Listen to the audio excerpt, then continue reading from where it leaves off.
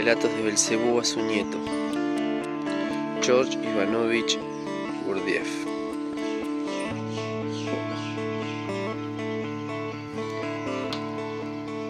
Capítulo 30. El arte. En este momento de su relato, Belcebú dejó de hablar y volviéndose de repente hacia su viejo servidor Ahun, quien sentado también allí lo escuchaba con la misma atención que su nieto Hussein, le dijo: «Y tú, mi buen amigo anciano, ¿qué haces ahí escuchándome con tanto interés como nuestro Hussein? ¿Acaso no estuviste personalmente conmigo en todos los lugares que visitamos en el planeta Tierra? ¿No viste tú con tus propios ojos y sentiste por ti mismo todo lo que ahora le estoy contando a él? En lugar de estar sentado con la boca abierta mientras yo hablo, ¿por qué no le cuentas a tu vez algo a nuestro favorito? Ya sabes, tenemos que contarle todo lo que podamos acerca de esos extraños seres tricerebrados que han despertado en él un interés tan grande. Estoy seguro de que uno u otro aspecto de dichos extraños seres te había interesado en su momento. Bueno, dinos algo sobre ello». Cuando Belcebú dejó de hablar, Ahun, tras reflexionar unos instantes, dijo: «Después de vuestros psicológicamente sutiles relatos acerca de seres tan ininteligibles, ¿qué podría yo relatar?». Pero luego, con una seriedad desacostumbrada, manteniendo el estilo e incluso las expresiones de Belcebú, siguió: «Pues sí, ¿cómo diría? Esos extraños seres tricerebrados hicieron perder más de una vez el equilibrio a mi esencia, y sus locuras casi siempre provocaban el impulso visceral del asombro en una u otra de mis partes espiritualizadas». Y dirigiéndose entonces a Hussein dijo: «Muy bien, nuestro querido Hussein. Yo no voy, como su alta reverencia, a contarle en detalle alguna extrañeza del psiquismo de esos seres tricerebrados de nuestro gran universo. No, me limitaré a recordar a su alta reverencia cierto hecho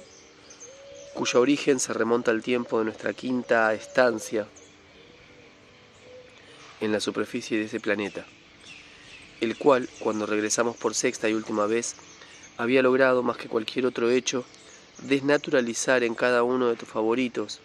desde su llegada al mundo hasta su formación como ser responsable, la capacidad de pensar y ser normal, para transformarla casi en Kaltusara». Después, dirigiéndose luego al mismo Belcebú, con la mirada tímida y el tono poco seguro, prosiguió: «No me reprobéis, alta reverencia, si me tomo la libertad de emitir en vuestra presencia la opinión que acaba de surgir en mí, y que se basa quizás en datos ya demasiado obsoletos como para permitir extraer de ellos conclusiones mentales. Al exponer a nuestro querido Hussein las diversas razones por las cuales el psiquismo de los seres tricerebrados contemporáneos del planeta Tierra que le interesan se transformó, como usted tuvo a bien expresarle un día, en una fábrica de tonterías, apenas ha mencionado vuestra reverencia el factor que contribuyó y que sirvió de base para ello, quizá más que ningún otro en los últimos siglos. Quiero hablar del factor que ha llegado a ser definitivamente nefasto para los seres contemporáneos y el surgimiento de cuya causa vuestra reverencia estuvo presente, como recuerdo muy bien, durante nuestra estancia en Babilonia. Me refiero al factor que ellos llaman arte. Si vuestra reverencia en su sabiduría consintiera en tratar de ese tema con detalle, nuestro querido Hussein hallaría quizá en eso, según mi opinión, un material ideal que le permitiría captar mejor las extrañas anomalías del psiquismo de los seres tricerebrados que han aparecido últimamente en el planeta Tierra y que a él tanto le interesan». Dicho esto, Ahun sacó con la punta de su cola las gotas de sudor que perlaban su frente y se calló. Después asumió su pose habitual de expectativa. Belcebú lo observó con una mirada afectuosa y le dijo: Te doy las gracias, mi buen viejo, por habérmelo recordado. Es verdad, no hice mención de ese nefasto factor, creado por ellos mismos, que ha atrofiado definitivamente hasta los datos de su pensar eseral que habían permanecido por casualidad intactos en ellos. Sin embargo, si bien es verdad que no he hablado de esto todavía, ello no quiere decir que no lo haya pensado. Nuestro viaje está lejos de terminar, y con toda probabilidad me habría acordado a su debido tiempo, en los relatos que haré a continuación a nuestro querido Hussein, de lo que tú acabas de traer a mi memoria. De cualquier forma, tal vez sea muy adecuado hablar ahora de ese contemporáneo arte terrestre, ya que, como tú dijiste, fui testigo sin lugar a dudas, durante nuestra quinta estancia en ese planeta, de los acontecimientos que formaron parte del origen de ese mal contemporáneo, acontecimientos debidos, una vez más, a los seres sabios llegados de casi toda la superficie de ese infortunado planeta, y que estaban agrupados en la ciudad de Babilonia. Dirigiéndose entonces a Hussein, Belcebú prosiguió con estas palabras. Ese concepto, definido que en la actualidad existe allí con el nombre de arte, constituye para tus desdichados favoritos uno de los numerosos datos cuya acción casi imperceptible, pero no menos infalible, los convierte poco a poco a ellos, seres que tienen sin embargo en su presencia todas las posibilidades de llegar a ser partículas de una parte de la divinidad, muy sencillamente en lo que se llama carne de cañón. A fin de esclarecer en todos sus aspectos la cuestión del famoso arte terrestre actual y de comprender claramente su origen, debes conocer antes que nada dos hechos que se produjeron en la ciudad de Babilonia, en nuestra quinta estancia en la superficie de tu planeta. El primero de esos hechos te explicará con precisión por qué y cómo fui entonces testigo de los acontecimientos que sirvieron de base en los seres tricerebrados contemporáneos del planeta Tierra, para la existencia misma de ese concepto realmente nefasto que lleva el nombre de arte. El segundo te hará conocer las circunstancias anteriores que dieron origen a esos acontecimientos. En lo referente al primer hecho, debo decirte que después de los acontecimientos que ya te hablé respecto a los seres sabios tricerebrados llegados de casi todos los países del planeta, es decir, después de su división en varios grupos independientes y de ser todos ellos absorbidos por la cuestión llamada política, surgió en mí la intención de salir de Babilonia y de seguir mis observaciones entre los seres de una comunidad ya poderosa que llevaba el nombre de Elas. Así que decidí estudiar su idioma lo más rápidamente posible, buscando desde entonces, preferentemente, los lugares de la ciudad frecuentados por personas susceptibles de serme útiles para ese fin. Recorriendo un día una de las calles cercanas a nuestra casa, divisé sobre un gran edificio frente al cual había pasado con frecuencia un oacasemotra, o como se dice ahora en la tierra, un cartel, recientemente puesto allí, y que anunciaba que en aquel edificio se había abierto un club para sabios extranjeros denominado los Adeptos al Legominismo. En la puerta colgaba un anuncio informando que la inscripción al club seguía abierta y que los informes y las discusiones eruditas tendrían lugar exclusivamente en el idioma local y en la lengua helénica. Ello me interesó vivamente y pensé inmediatamente si no sería posible servirme de ese club recientemente abierto para perfeccionarme en la práctica de la lengua helénica. Entonces hice unas preguntas a los seres que entraban y salían por dicha puerta, acerca de las particularidades del club. Entre ellos, tuve la suerte de encontrarme con un sabio que por casualidad conocía. Tras escuchar sus explicaciones, decidí inmediatamente hacerme miembro del citado club. Sin pensarlo mucho, entré en el club y, haciéndome pasar por un sabio extranjero, pedí que me inscribieran como miembro adepto al legominismo, lo que conseguí sin dificultad, gracias a dicho conocido circunstancial, que él también me tomaba por uno de sus colegas. Entonces, querido nieto, después de convertirme así en un miembro asiduo de aquel club, comencé a frecuentarlo, a fin de conservar con aquellos de sus miembros que conocían a fondo la lengua helénica, cuya práctica me era necesaria. En cuanto al segundo hecho, este resultó de ciertas circunstancias ocurridas en Babilonia que voy a exponer ahora. Debo resaltar aquí que entre los seres sabios terrestres que se encontraban entonces en Babilonia, algunos habían sido llevados por la fuerza desde casi todos los países del planeta, por orden del soberano persa del que te hablé, y otros habían venido por decisión propia, atraídos por aquella famosa cuestión del alma. Pero entre los primeros había unos cuantos que no eran, como la mayoría, sabios de la nueva formación, sino seres que se esforzaban, con una sinceridad surgida de todas sus distintas partes espiritualizadas, en adquirir el conocimiento elevado a fin de perfeccionarse. Esos contados sabios terrestres habían merecido ya antes de su llegada a Babilonia, por sus reales y sinceros esfuerzos y por la rectitud de su modo de existencia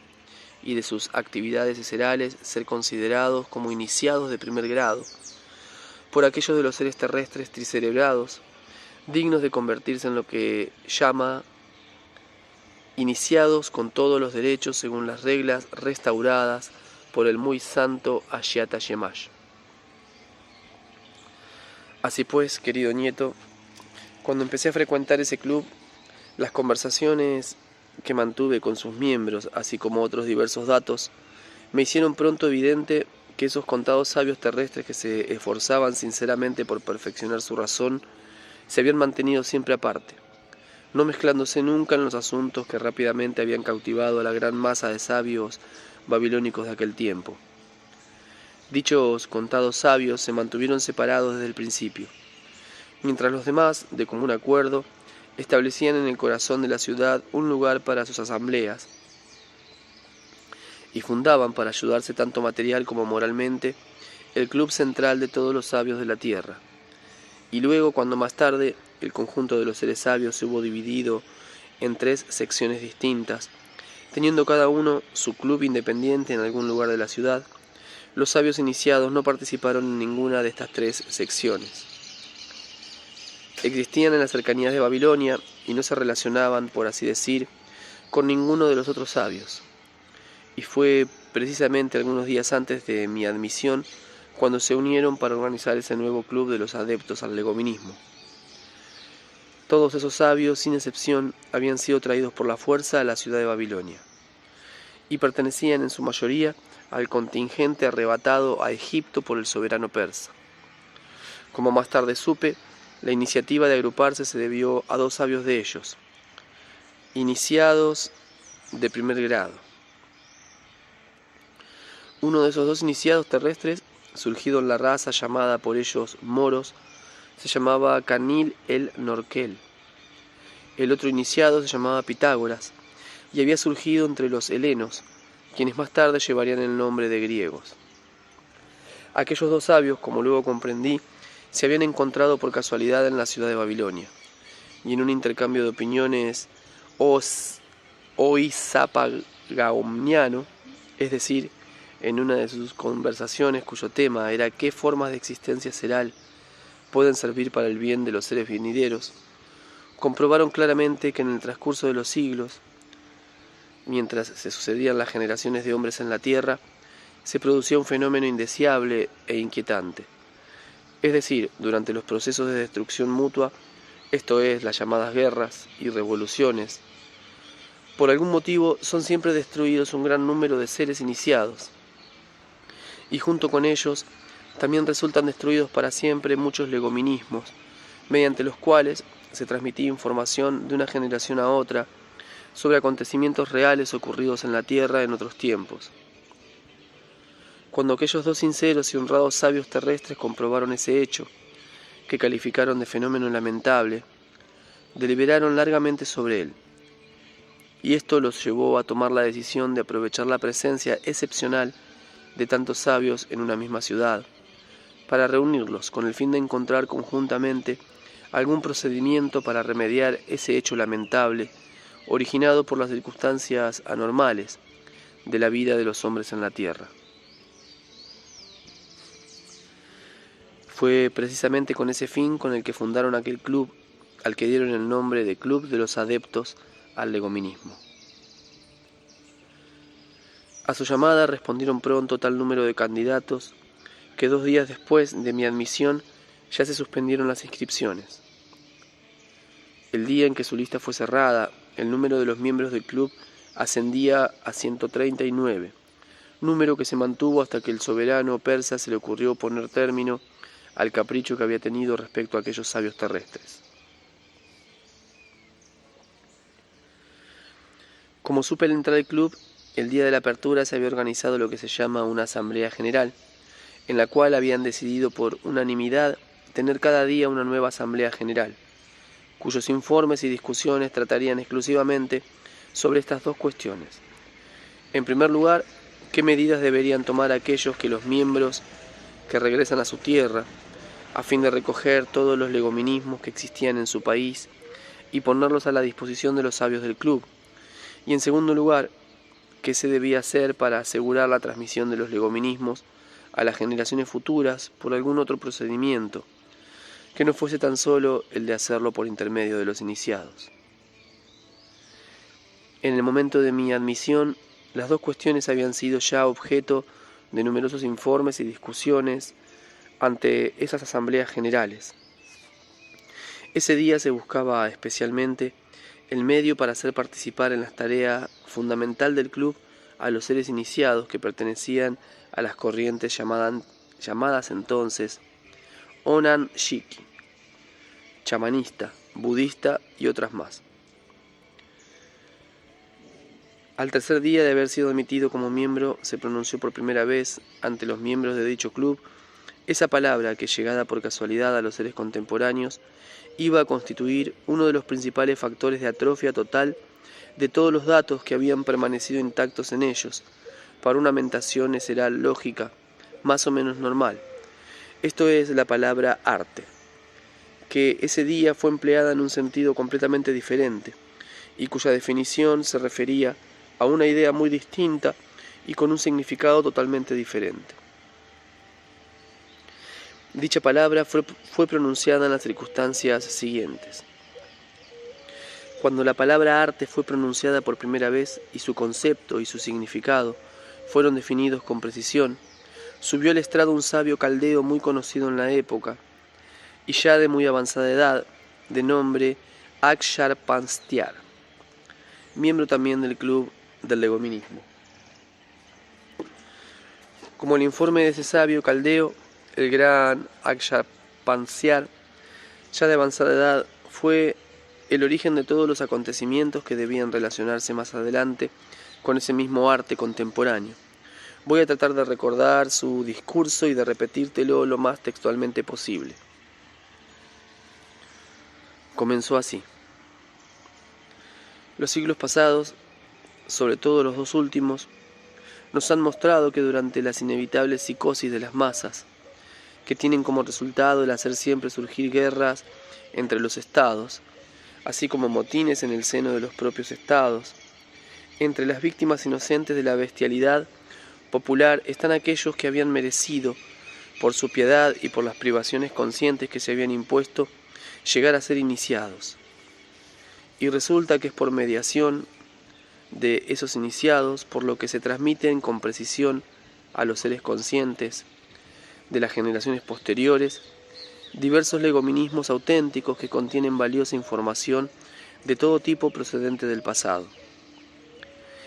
Y si entre las inocentes víctimas de la bestialidad popular se encuentran siempre esas personas piadosas, es, en mi opinión, porque siendo ya interiormente libres, no se identifican totalmente, como hacen los demás, con los intereses ordinarios de las gentes que los rodean. Por ese motivo, no pueden compartir ni los entusiasmos, ni las admiraciones, ni los sentimientos, ni ninguna otra de las manifestaciones tan sinceras de quienes los rodean. Y pese a que en tiempos ordinarios esas personas existen normalmente y dan a aquellos que los rodean pruebas interiores y exteriores de buena voluntad, y adquieren el aprecio y el respeto de todos. Por el contrario, roando la masa de los hombres cae en esa psicosis y se divide, como de costumbre, en 2 campos opuestos, Esos hombres, con la razón embrutecida por la lucha, se ponen a sospechar de forma enfermiza de los mismos que en tiempos normales siempre fueron pacíficos y serios. Desde ese momento, si la atención de esos seres enfermos de psicosis viene a detenerse con un poco más de insistencia sobre esos hombres excepcionales, ya no tienen la menor duda de que esos hombres serios y de apariencia siempre tranquila han sido en tiempo normal ni más ni menos que espías de sus enemigos presentes. Con su razón enfermiza, esos hombres bestializados deciden categóricamente que la seriedad y la tranquilidad de esas personas no era otra cosa que disimulo e hipocresía. Y sea cual fuere el partido contendiente al cual pertenecen dichos hombres bestializados, el resultado de sus conclusiones psicópatas es que, sin ningún remordimiento de conciencia, dan muerte a esas personas serias y tranquilas. En mi opinión, este es el motivo por el cual muchos legominismos referentes a acontecimientos que ocurrieron efectivamente en la Tierra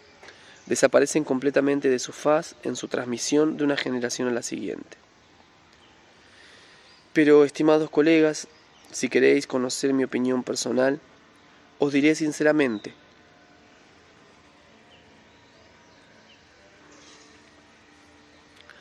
con todo mi ser, que a pesar de todo lo que acabo de exponeros respecto a la transmisión del verdadero saber a las generaciones futuras,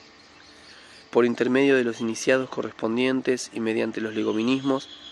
no hay razón para cambiar nada en cuanto a este medio de transmisión. Que ese modo de transmisión continúe como hasta ahora, tal como ha permanecido en la Tierra desde tiempos antiguos, basado en capacidad de ser de los iniciados, y tal como fue restaurado por el gran profeta Ashiata Shemash. Si los hombres de esta época queremos ser de alguna utilidad a los hombres de los siglos futuros, debemos limitarnos a añadir a ese modo de transmisión algún nuevo medio, dictado tanto por la práctica de nuestra vida contemporánea en la Tierra, como por la experiencia de las generaciones precedentes, adquirida en el transcurso de numerosos siglos, según las informaciones que sobre dicha experiencia nos ha llegado. Personalmente os propongo que para realizar esa transmisión a las generaciones futuras nos sirvamos por una parte de las llamadas afakalnas humanas, es decir, de diversas obras hechas por la mano del hombre y que han llegado a ser en la actualidad de uso corriente, y por otra de las solginoas humanas, esto es, de diversas prácticas y ceremonias establecidas desde hace siglos en la vida familiar y social de los hombres, y que se transmiten automáticamente de generación en generación. Ciertas afalcalnas humanas, en especial las que están hechas de materiales muy duraderos, pueden conservarse intactas y llegar así a los hombres de las generaciones lejanas, o bien copias de ellas pueden ser transmitidas de generación en generación, en virtud de esa propiedad tan arraigada en la esencia de los hombres, que consiste en hacer pasar por suyas obras precedentes de los tiempos más remotos, y a las cuales solo realizan ligeras modificaciones en los detalles. En cuanto a las solginoas humanas, tales como los diversos misterios, ceremonias religiosas, costumbres familiares y sociales, danzas religiosas y populares, etc., a pesar de que en los siglos su forma exterior suele pasar por modificaciones frecuentes, los impulsos que suscitan en los hombres y las manifestaciones que generan no dejan de ser inmutables. Por consiguiente, si tanto en los factores interiores que generan esos impulsos, como en las obras que he mencionado, introducimos informaciones útiles, así como el verdadero saber al cual ya hemos llegado, podemos confiar en que todo ese material llegará a nuestros descendientes más lejanos, que algunos los descifrarán y que los demás tendrán entonces la posibilidad de utilizarlo para su propio bien. Ahora la cuestión es la siguiente: ¿cómo podemos realizar esta transmisión a través de las diversas afalcanas y solginoas humanas que acabo de indicar? Personalmente propongo que se haga sobre la base de la ley universal llamada Ley del 7. La ley del 7 existe en la tierra y existirá siempre y en todo, Por ejemplo, en virtud de esta ley, el rayo blanco está compuesto de 7 colores distintos. Cualquier sonido determinado está formado por 7 diferentes tonos. Todo estado humano implica 7 sensaciones independientes. Por otra parte, toda forma determinada no puede comprender más de 7 dimensiones diferentes. Y todo peso no puede mantenerse sobre la tierra más que estando sometido a 7 presiones recíprocas, y así sucesivamente. De este modo, si queremos que los conocimientos contemporáneos,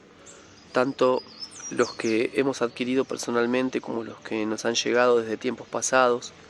y acerca de los cuales reconocemos con unanimidad que serán útiles a nuestros descendientes lejanos, les lleguen, deberán ser incluidos de un modo u otro en estas afalcalnas y solginoas, a fin de que en el futuro puedan ser percibidos por la razón humana mediante esta gran ley universal. Repito, que la ley del 7 existirá en la tierra mientras el mundo exista, y los hombres de todos los tiempos la verán y la comprenderán mientras exista en la tierra el pensar humano. Así se puede afirmar sin temor que los conocimientos de tal manera impregnados en esas diversas obras humanas existirán también por siempre. Y en lo que respecta al método, quiero decir a la aplicación de esta ley al modo de transmisión previsto podría ser el siguiente.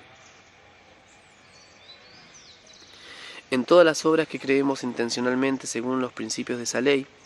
con el fin de transmitir conocimientos a las generaciones venideras, insertaremos deliberadamente ciertas inexactitudes, también de acuerdo con las leyes, y es en esas inexactitudes donde depositaremos con los medios de que dispongamos el contenido de uno u otro de los verdaderos conocimientos que posee el hombre en la actualidad. Al mismo tiempo, para posibilitar el desciframiento de las inexactitudes de esa gran ley, es decir, para servir de clave, deberemos introducir en nuestras obras algo como un legominismo, asegurándonos de que se transmitirá de generación en generación a través de un tipo particular de iniciados, a los que denominaremos iniciados en el arte. Los llamaremos así porque la totalidad del proceso de esta transmisión de conocimiento a las generaciones lejanas por la ley de los 7 no será natural sino artificial. Pues bien, mis instruidos e imparciales colegas,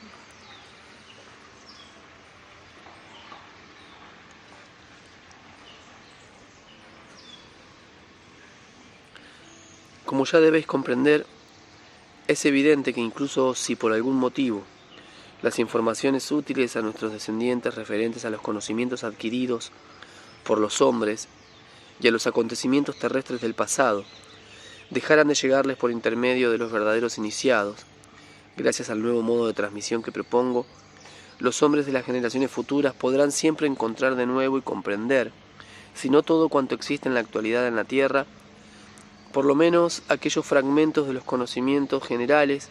que les lleguen por casualidad en las obras ejecutadas por la mano de los hombres de esa época, y en las diversas ceremonias en las que habremos plasmado lo que queramos, según la gran ley del 7, gracias a nuestro sistema de notación artificial. Con esas palabras terminó su discurso el gran Aksharpansyar. Seguida, una intensa agitación se apoderó de los miembros del club de los adeptos del legominismo, lanzándose inmediatamente a ruidosos debates,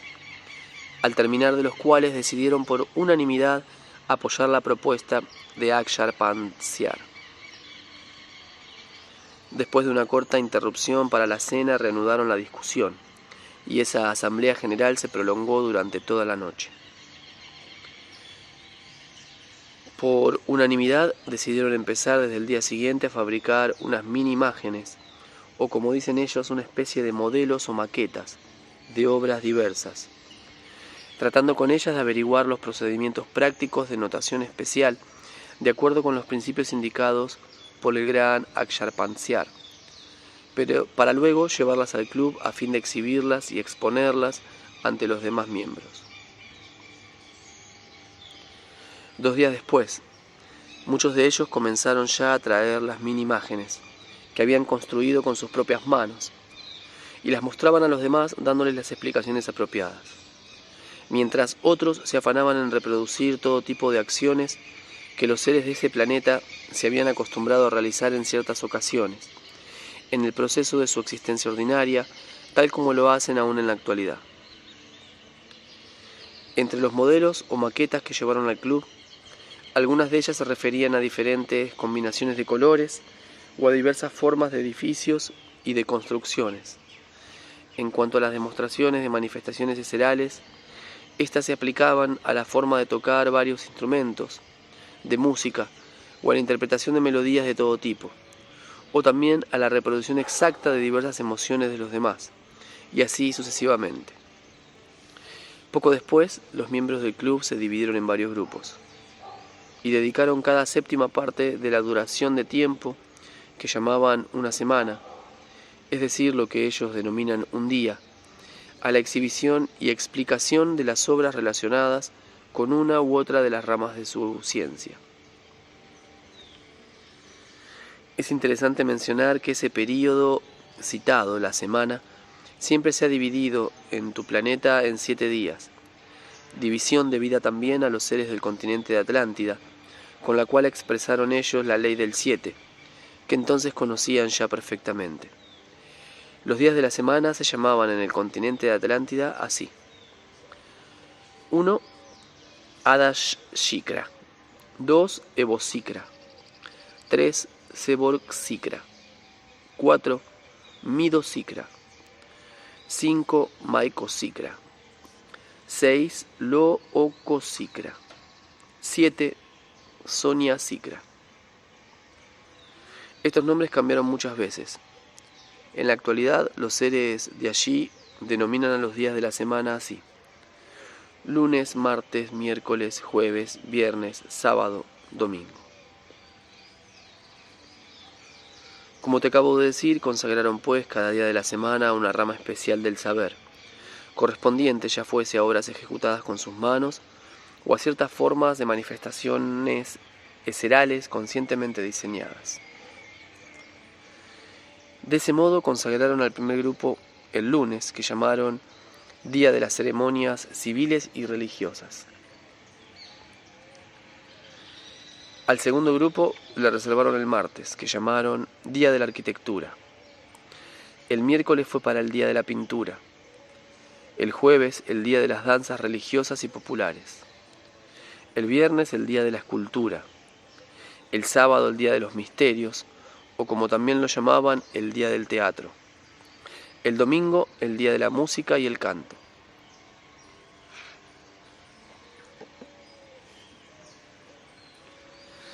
El lunes, es decir, el día de las ceremonias religiosas y civiles, los sabios del primer grupo presentaban diversas ceremonias en las que los fragmentos de conocimiento previamente seleccionados para ser transmitidos eran plasmados mediante inexactitudes en la ley del 7. Inexactitudes que intervenían ante todo en los movimientos, conformes con las leyes de los participantes. Supongamos, por ejemplo, que el responsable de conducir la ceremonia,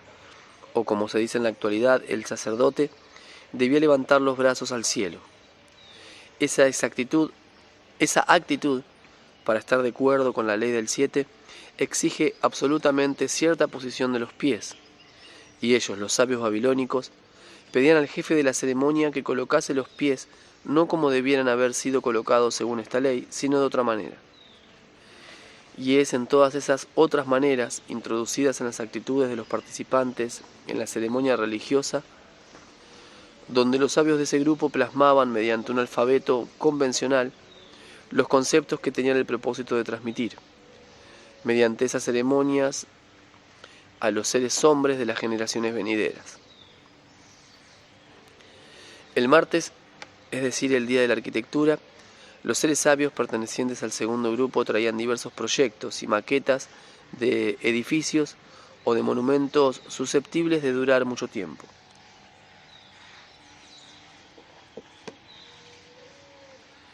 Y no trazaban el plan de esas construcciones según el principio de estabilidad estrictamente de acuerdo a la ley del 7, ni como tenían costumbre de hacerlo los seres de allí, por automatismo, sino de otra manera. Por ejemplo,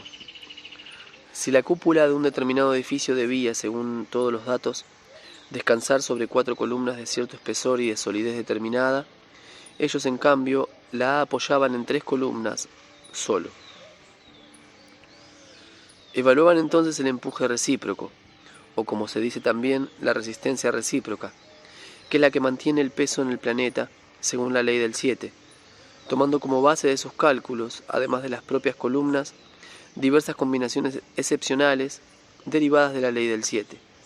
ya conocidas en aquel tiempo por muchos de los seres ordinarios. Es decir, evaluaban el grado necesario de resistencia de las columnas en base, principalmente a la fuerza del peso de la propia cúpula. Otro ejemplo más. Cierta piedra angular debía, según todos los datos establecidos, tanto por el automatismo de una larga práctica, como gracias a los cálculos plenamente conscientes de ciertos seres de razón, sostener una masa determinada que correspondiera a cierta fuerza de resistencia. Pero ellos tallaban y colocaban dicha piedra de una manera que no correspondía en nada a los datos mencionados, y determinaban, según la ley del 7, la masa y la fuerza de resistencia necesarias para soportar el peso de las capas superiores de piedra, tomando como base de sus cálculos la capa inferior, que disponían a su vez, no de acuerdo con la costumbre establecida, sino basando de nuevo sus cálculos en las otras capas de piedra inferiores, y así sucesivamente. Y era precisamente en esas desacostumbradas combinaciones arquitectónicas, con respecto a la ley del 7, donde plasmaban, siempre mediante un alfabeto convencional, los elementos de alguna idea útil.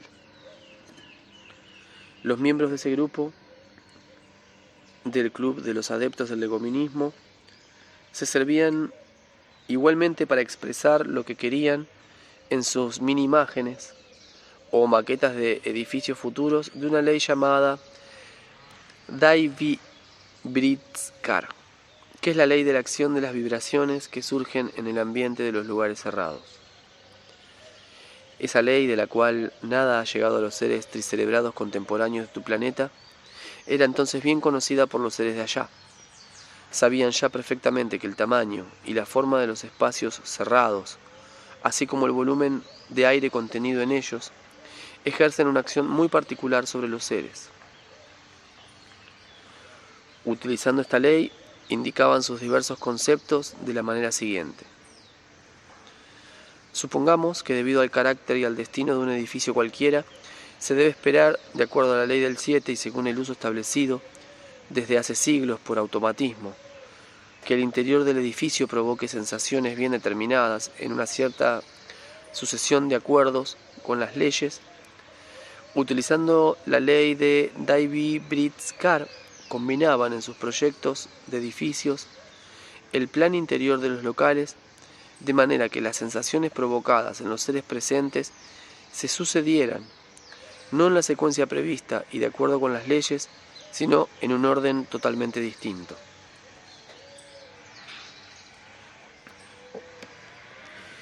Y en esas desviaciones de las secuencias y sensaciones conformes con las leyes, introducían de cierta manera lo que deseaban transmitir. El miércoles, día de la pintura, era dedicado al estudio de las combinaciones de los diferentes colores. En esos días los sabios de ese grupo traían y presentaban todo tipo de objetos indispensables para el uso doméstico, hechos de materiales de color, capaces de durar muy largo tiempo, tales como tapices, telas o chincroaries, es decir, pieles adornadas con motivos de diversos colores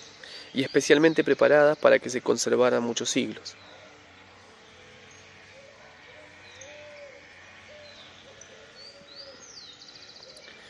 En esas obras estaban representados o bordados con hilos de colores diversos paisajes o escenas de la vida de los seres que pueblan aquel planeta. Antes de seguir explicándote la manera en que los sabios terrestres anotaron entonces, en las combinaciones de los diferentes colores, tal o cual fragmento de su saber, debo exponerte un hecho relacionado con lo que estoy contando, hecho muy infortunado para tus favoritos, y que esta vez se produjeron en presencia debido a las formas anormales que dan a su existencia cotidiana. Este hecho es la alteración gradual sufrida en ellos por sus órganos perceptores que se constituyen en la presencia de todo ser.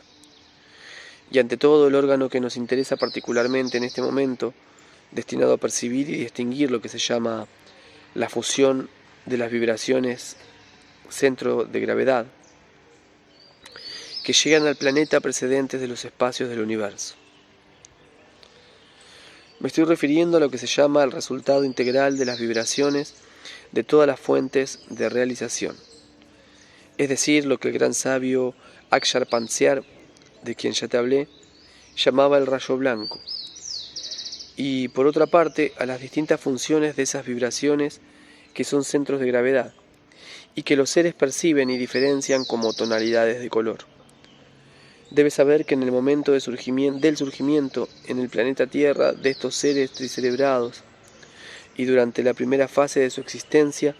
antes del período en que les fue injertado el órgano Kundabufer, y posteriormente cuando dicho órgano fue extirpado de su presencia, y aún mucho más tarde, después de la segunda catástrofe transapalniana, casi hasta el tiempo de nuestro tercer descenso personal a la superficie de ese planeta,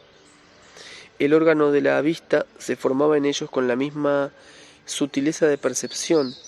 que en la presencia común de todos los seres tricerebrados ordinarios de la totalidad de nuestro gran universo. Durante los periodos mencionados,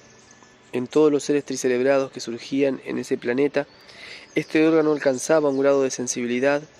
que le permitía percibir las citadas fusiones de los separados centros de gravedad del rayo blanco y diferenciar un tercio de todas las tonalidades de color, que se encuentran en general en la presencia de los planetas, así como en la de todas las demás concentraciones cósmicas, grandes y pequeñas. La ciencia objetiva ha establecido ya con toda exactitud que el número de fusiones aisladas de las vibraciones de los centros de gravedad, de la resultante integral de las vibraciones, es decir, de las tonalidades, o como dicen tus favoritos, de los colores, es exactamente igual a un Whole Tampanas, lo que según los cálculos de los seres tricerebrados terrestres aún representa 5.764.801 tonalidades. Un tercio solo del total de esas fusiones o tonalidades, exceptuando una tonalidad accesible solo a la percepción de nuestro eterno todo sustentador, es decir, 1.921.600 tonalidades, pueden ser percibidas por todos los seres ordinarios como colores distintos, en cualquier planeta de nuestro gran universo en que dichos seres surjan. Pero si los seres tricerebrados llevan el perfeccionamiento de sus partes superiores hasta su plena realización, lo que da a sus órganos visuales la sutileza correspondiente a la vista holoestesnocniana, pueden a partir de ahí diferenciar 2/3 del número total de tonalidades que existen en el universo, número que se eleva, según cálculos terrestres, a 3.843.200 tonalidades de colores distintos. Y solo los seres tricerebrados que han llevado el perfeccionamiento de sus partes eserales hasta el estado llamado Ishmech llegan a ser capaces de percibir y de diferenciar la totalidad de las fusiones y tonalidades mencionadas, con excepción de la única tonalidad accesible, como ya dije, a nuestro Creador sustentador de todo cuanto existe. Aunque tengo la intención de explicarte esto más tarde con todo detalle, pienso que no es en absoluto superfino abordar ahora la siguiente pregunta. ¿Cómo y por qué, en la presencia de las concentraciones cósmicas insapalnianas, toda formación determinante adquiere por el hecho del proceso evolutivo e involutivo la propiedad de tener diferentes efectos sobre el órgano que nos interesa. Es necesario decir, en primer lugar, que conforme al resultado de la ley cósmica fundamental del sagrado Epta Paraparshinok, es decir, de la ley cósmica de los seres tricelebrados del planeta Tierra, del período babilónico llamado Ley del Siete, la resultante integral de las vibraciones, así como todas las formaciones cósmicas ya determinadas, se constituye en 7 conjuntos de resultados, o como también se dice a veces, en 7 tipos de vibraciones, de fuentes cósmicas, cuyo surgimiento y acción posterior depende de otras 7 fuentes, que a su vez surgen y dependen de otras 7 más, y así sucesivamente hasta la muy santa vibración única de las 7 propiedades, que surge de la Santísima Fuente original. Y así, todas juntas forman la resultante integral de las vibraciones, de todas las fuentes de realización, de todo cuanto existe en el universo. Y gracias a sus transformaciones, realizan luego en la presencia de las concentraciones cósmicas insapalnianas el número de diversas tonalidades de color que te he mencionado.